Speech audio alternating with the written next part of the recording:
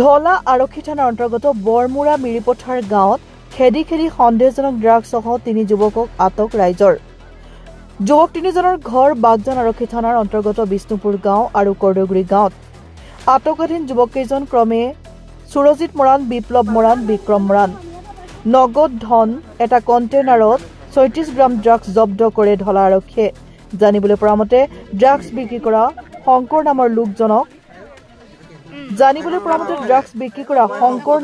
লোকজনৰ পৰা যুৱককেইজনে 800 টকাত কিনি আনিছিল। বৰ্তমান 3 যুৱকক ঢলা আৰক্ষীয়ে জেৰা অব্যাহত ৰাখিছে।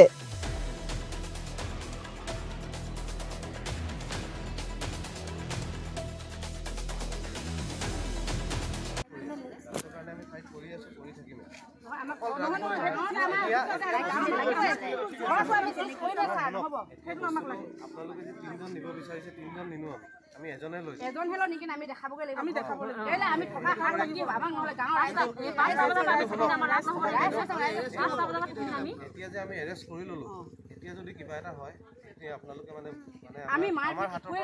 আমাৰ হাতৰ পৰা যদি এতিয়া কেনেবাকে যাবলগীয়া হয় তেতিয়াহলে দায়িত্বটো কমপ্লিটলি আমাৰ ওপৰত আহিব। সেইকাৰণে আমি তিনজন মানুহ লৈ পেলাই আমি ৰিস্কটো ল'ব নিবিচাৰো। এই ৰাতিখন এজন মানুহ লৈ যাম, ঘৰ দেখাব, সেই ঘৰটো দেখাব লাগে ন, ঘৰটো দেখাব কাৰণে তিনজন নালাগে, এজনে লাগে।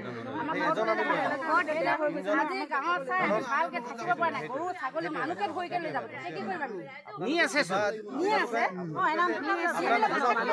আপোনালোকে এইখিনি সজাগতা যে দেখাইছে বহুত ভাল পাইছো। আৰু যদি কিবা খবৰ থাকে আমাৰ অচিক জনাব। আমাৰ সাব ইন্সপেক্টৰ সংগীতা আছে, মই আছো চেপাখোৱাত বহু SP অফিচত। ঠিক আছে, আমাৰ যাকে আপোনালোকে পুলিচৰ মানুহ আপোনালোকে খবৰ জনাব পাৰে যে এইখন ঘৰত চলি আছে বা ইয়াত চলি আছে। ঠিক আছে, ৰাতি হওক দিন হওক আমি আহিম, কিন্তু এতিয়া আমি 3জন মানুহ লৈ সেই ভিতৰলৈ যোৱাটো এজন মানুহ লৈ যাম, ঘৰটো দেখাব লাগে, সেই ঘৰটো আমি কৰিম সেইখিনি।